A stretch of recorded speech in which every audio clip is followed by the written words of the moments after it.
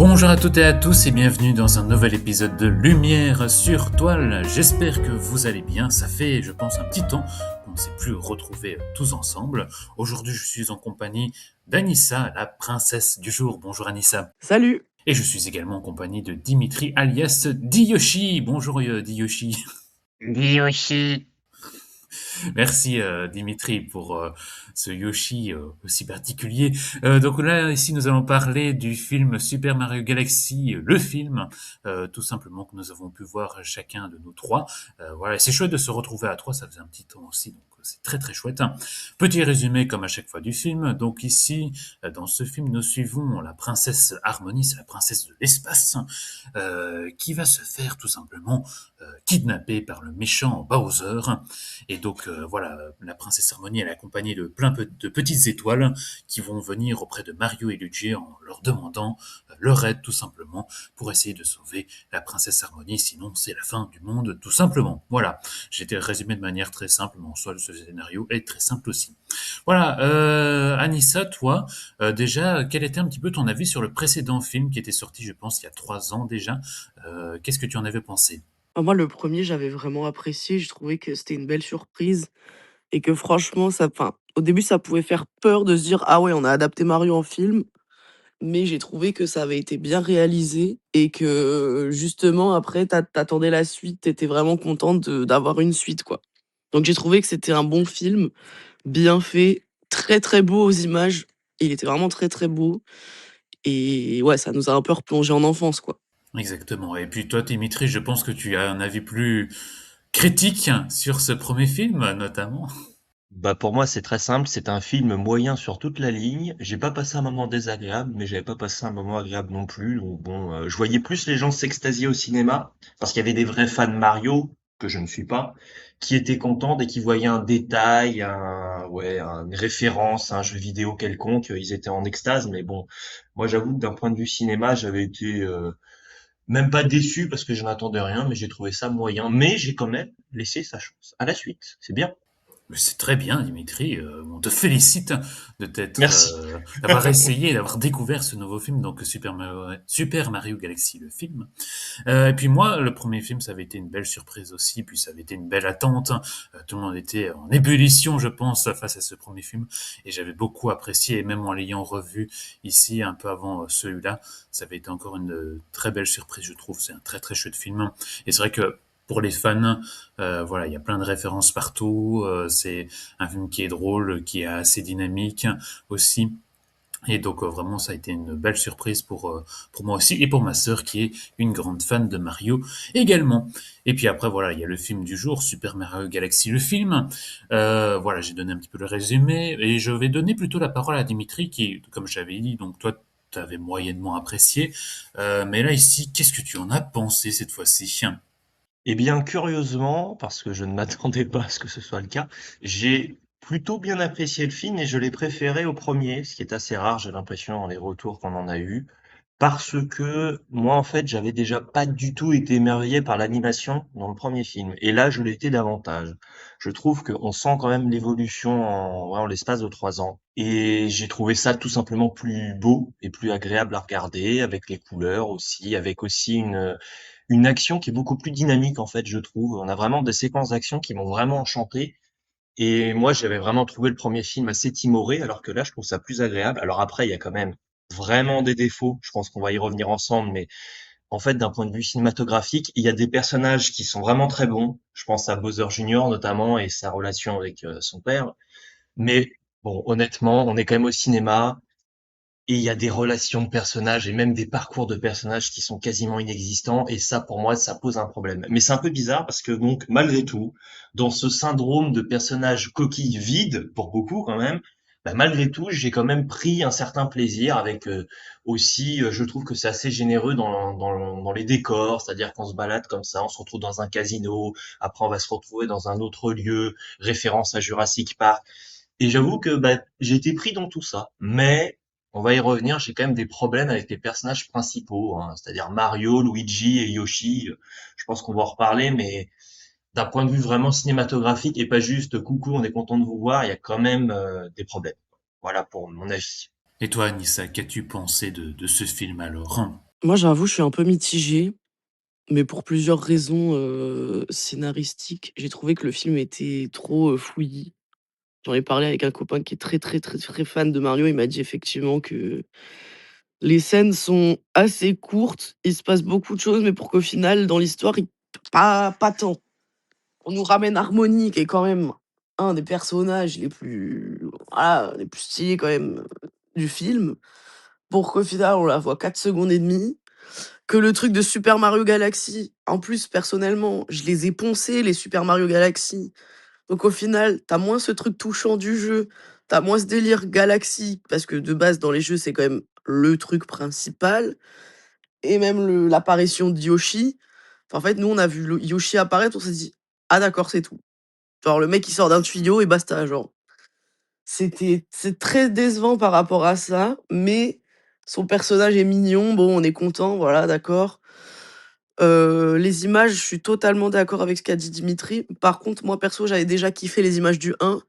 Bah, là, j'ai trouvé que c'était encore plus beau, encore plus stylé, les moments avec les petits Luma et Bowser et son vaisseau et tout, j'ai trouvé que ça rendait super, super bien à l'image. Perso, je l'ai vu en français, donc la VF m'a vraiment pas choquée en plus. C'était plutôt agréable, heu et pourtant vous savez que j'aime la VO donc voilà. Mais ouais, je trouve qu'il y a trop d'incohérences un peu scénaristiques. Après, faut pas oublier que ça reste un film pour enfants, hein. On n'est peut-être pas le public visé aussi de base du film, quoi. Mais dans l'ensemble, c'était assez bien. Moi, je suis pas tout à fait d'accord avec le fait de c'est un film pour enfants. Pour moi, c'est pas un argument. Enfin, je veux dire que voilà, on doit pas prendre des enfants pour des gens un peu simplets qui sont contents dès qu'ils voient une étoile bouger ou un Yoshi bouger. Non, c'est clair. Non, non, tu as raison. Je veux dire, l'argument c'est un film pour enfants. Je veux dire, il y a des films pour voilà Pixar qui sont assez profonds, même des Ghibli aussi Mmh. qui sont très profonds, qui sont qui sont très très chouettes quoi. Donc et qui ont du sens, etc. Donc, voilà, je voulais juste réagir par rapport à ça. Non, non, tu as raison. Et puis après, je voulais dire aussi, donc mon avis à moi, où j'ai passé un bon moment devant, pour être honnête. Mais je dois avouer que je suis un peu dans la vie un peu mitigée du côté de Nissa. Je suis un peu de ton avis aussi, parce que je trouve que le film est vraiment trop fourre-tout, en fait, hein. C'est un film qui, certes, va beaucoup plus vite. Ça, c'est un fait. Donc, il se passe des choses en permanence. Mais je trouve qu'il se passe même trop de choses en permanence. C'est-à-dire que on commence le film, on suit tel personnage, puis après, tel personnage va sur telle planète, puis après, il fait tel truc, puis après, il reste 3 minutes à tel endroit, puis après, il fait ça, puis il fait ça, il fait ça. Et j'ai vraiment eu l'impression, je suis peut-être un boomer, j'en sais rien, hein, mais d'avoir vraiment affaire à un film TikTok, quoi. Un film où vite, vite, vite, il faut avancer dans l'action, il faut faire ça, et il faut faire ça, et puis il faut faire ça. Et donc, où le film ne prend pas le temps de se poser. Je trouve que le premier film avait quand même cette qualité-là d'avoir des lieux marquants. Par exemple, dans le premier film, ils allaient dans le monde des singes, donc voilà, ils allaient chez les singes, etc. Et puis il y avait cette histoire de combat qui était pas mal aussi. Et puis après, ils allaient dans le monde arc-en-ciel. Donc tu vois, il y avait vraiment toute cette construction-là. Tandis qu'ici, je trouve que les lieux sont beaucoup moins marquants. C'est un peu un lieu est égal une action.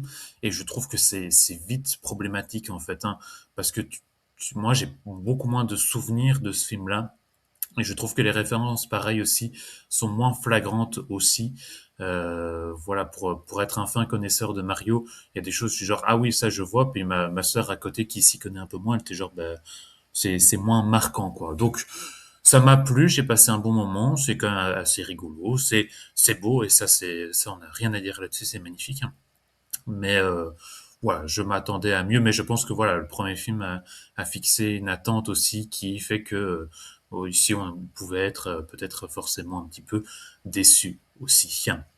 Voilà, je vais peut-être repasser la parole à toi, Dimitri. Est-ce que tu voudrais peut-être parler des points négatifs que tu aimerais revenir sur quoi? Je suppose sur ces personnages un petit peu coquilles, vides de Yoshi, peut-être aussi.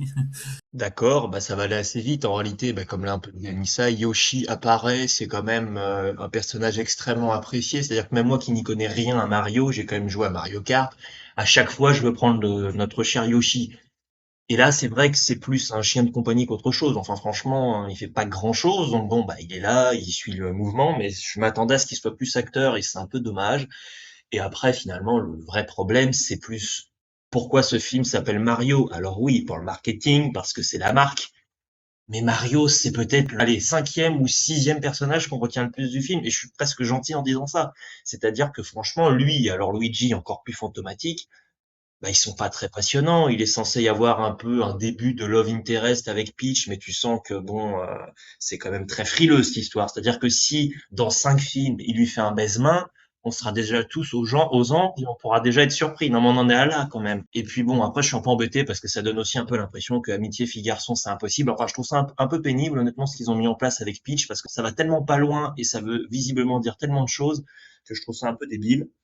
Donc ça sera un peu mes problèmes, j'avoue. Par contre, après, je vous laisse embrayer sur ce que vous voulez, mais je trouve vraiment que la relation Bowser Junior et la relation Bowser, elle est très drôle, elle est très touchante aussi, parce qu'elle est en décalage complet finalement avec une relation parent-enfant, on va dire normale, et c'est assez chouette parce qu'il y a un spectacle de marionnettes, mais c'est vraiment comme si on débarquait dans la famille de Palpatine et qu'on était dans une éducation hyper impérialiste. Et ça, j'avoue que j'ai trouvé ça assez génial. Pour le coup, cette scène-là, je me suis dit, ah, là, j'ai mon lot de scènes marquantes dans ce film, là où pour moi, la dernière fois, franchement, oui, vous l'avez dit, beaucoup de références, beaucoup de fanservice, mais bon, si vous atteint pas, vous vous en fichez un peu. Donc, ouais, un film qui m'a plu sur quelques personnages, mais je sais pas ce que vous en avez pensé, mais c'est assez inégal. Oui, c'est vrai. Et je voulais dire aussi, bon, pour replacer un petit peu le contexte, c'est vrai que dans le premier film, à la toute fin du premier film, c'est qu'en fait Bowser se retrouvait tout petit. Et donc en fait, Bowser a été emprisonné aussi par les frères Mario, enfin Mario et Luigi. Et donc en fait, c'est Bowser Junior, son fils, qui vient le chercher dans l'histoire.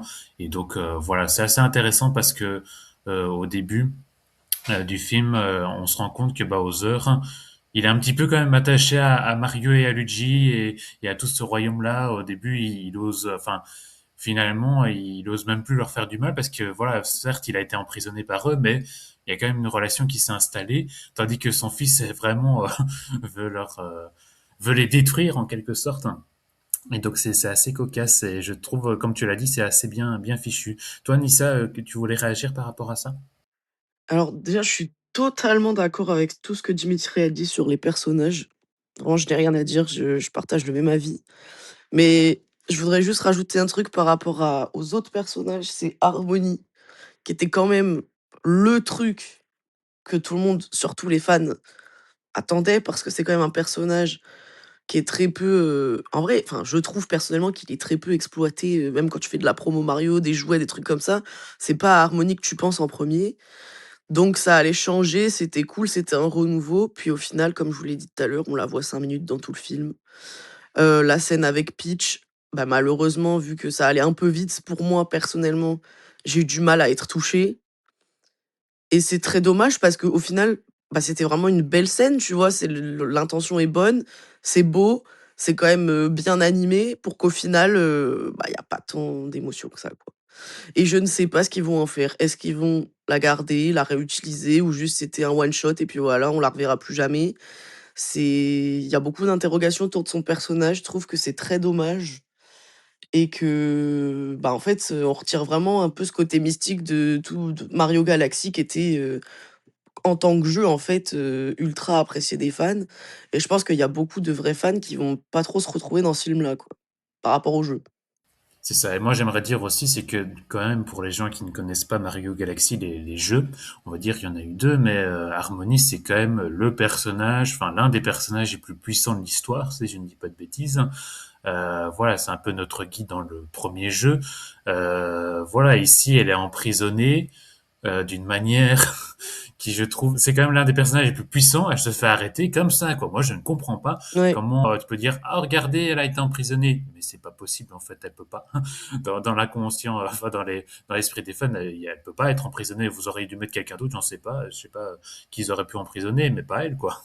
Je ne connais pas du tout les jeux, mais il y a quand même quelque chose que j'ai bien apprécié, c'est qu'on sent qu'elle est quand même très puissante au début du film et qu'ils ont quand même vraiment du mal à l'arrêter. C'est-à-dire que franchement, à 2 ou 3 reprises, tu te dis bon, ça y est, ils l'ont enfin capturé, mais on a 2 doigts que ça parte en vrille pour le méchant. Ça, j'avoue que ça m'a fait plaisir parce que je me suis dit, visiblement, il y a une échelle de puissance chez elle qui est quand même assez importante. Bon, après, ça m'a un peu fait peur parce que je me suis dit, j'ai peur qu'on décrédibilise le méchant en face, enfin Bowser Junior, et finalement non, parce qu'il est puissant également. Bon, après, moi, je connais pas les jeux, mais je voulais juste placer ça. C'est-à-dire que j'ai pas eu le sentiment quand même que c'était la princesse en détresse au point qu'elle se soit fait attraper de manière super facile au début. C'est pas la princesse en détresse, mais ça décrédibilise les pouvoirs d'harmonie en général, quoi, entre guillemets. Ok. Enfin, si je peux dire ça, quoi. Oui. C'est que elle est vraiment beaucoup plus forte que Bowser Junior, quoi. Ok, ouais. Mais ce que tu as dit, c'est bon, elle s'est quand même battue et tout, et ça va effectivement, c'est pas, «Oh là là, je suis une pauvre fille en détresse», il y a quand même Heureusement. un côté où voilà. Heureusement. Mais heureusement, effectivement. Imaginez, il y a Bowser Junior qui arrive, elle se rend direct. Bon allez, Prendez-moi, allez. je pense j'aurais quitté la salle. Vas-y, au bout de 10 minutes, on quitte tous la Ah ouais, salle. non, c'est bon. Et puis après, il y a aussi, il y a d'autres personnages dont on n'a pas parlé, dont un personnage qui était totalement inattendu dans l'histoire, je veux pas dire qui c'est, mais qui est un personnage qui est pas du tout de l'univers de Mario. Je sais pas ce qu'il fait là, mais bon, Ah je me oui, suis dit, ouais. voilà, moi je vois qui c'est en tant que connaisseur Nintendo. C'est un personnage d'un univers Nintendo, mais je t'avoue, je suis genre, bon, bah, c'est sympa qu'il soit là, mais il n'a rien à faire là. Et ma sœur était genre, mais qui c'est ce mec? Je dis, bah, alors tu sais, c'est lui. Donc voilà, il y a des trucs comme ça. Mais plus bon, j'aimerais aussi revenir sur les scènes d'humour, hein. Comme tu as dit, Dimitri, tu as une scène avec un dinosaure. En fait, c'est une référence à Mario Odyssey pour être précis, même si on peut le voir aussi comme une référence à Jurassic Park par ailleurs. Voilà, une scène avec un dinosaure qui est assez rigolote. Et voilà, je pense que c'est vraiment un film qui est quand même assez plaisant, même si, comme on l'a dit, on a des personnages qui sont un peu creux. Mais je pense que c'est un film qui peut plaire à toute la famille en général et qui est voilà, qui peut-être va amener à un troisième film, on verra. Bah, écoute, j'ai peur pour la suite. Voilà, s'il y a une suite, en tout cas, j'ai peur de parce que là, ils nous ont mis énormément de persos dans un même film. Parce que au-delà des personnages qu'on a parlé, il y a encore beaucoup d'autres choses qui passent à côté. Et je ne sais pas ce qu'ils vont exploiter, mais j'ai peur. C'est ça, mes mots de la fin, j'ai peur. Bon, bah, on verra, je suppose, d'ici 3 ans, ce qu'il en est. Et toi, Dimitri, quelque chose à rajouter aussi? Bah alors moi en soi, bon, j'ai quand même assez bien apprécié le film, mais je n'en attendais rien, ce qui est toujours plus facile pour bien apprécier. Moi j'ai un peu peur d'une chose, c'est que comme on a quand même des films qui sont assez cadenassés, ça se sent un peu, et que je pense que le montage est assez généreux, pour être honnête, parce qu'à mon avis, le personnage dont tu as parlé juste avant, dont on ne va pas spoiler l'identité, je pense que c'est pour jouer un peu une sorte de de Han Solo, Harrison Ford, c'est-à-dire contestation du love interest de Mario, sauf que ben, on l'a pas vu. Donc je pense que moi c'est un peu ma crainte pour revenir pas vraiment sur les personnages en tant que tels, parce que je ne suis pas connaisseur encore une fois. Moi c'est plus j'aimerais un film qui ne soit pas trop cadenassé, quoi. C'est-à-dire en termes de montage, on y va, mais bon après c'est Nintendo, je crois qu'ils supervisent tout ça, donc ça va être compliqué ce que je veux, mais ça serait bien. Mais après voilà, si j'ai un film survitaminé, ça peut refonctionner une fois, mais ça va pas marcher 150 fois sur moi. C'est ça, on verra un petit peu toute la saga si ça continue ou pas. Déjà, faut dire aussi que l'année prochaine, si je ne dis pas de bêtises, il y a un film sur Zelda qui sort. Donc voilà, je pense que ça sera la prochaine attente chez Nintendo. Et puis après, on aura sûrement un film Mario ou peut-être d'autres films sur d'autres licences Nintendo. Voilà, mais en espérant que ce soit un peu plus généreux, peut-être plus original aussi, plus voilà, avec un peu plus de sens. Je pense que ça serait chouette d'avoir des films un peu plus consistants, je pense. Voilà, on va s'arrêter là. Merci mes chers collègues d'avoir été présents aujourd'hui pour parler de ce film Super Mario Galaxy, le film. Là ici on va passer à la petite recommandation, cinéma, enfin culture, tout ce qu'on veut. Toi Anissa, qu'est-ce que tu nous recommandes cette fois-ci?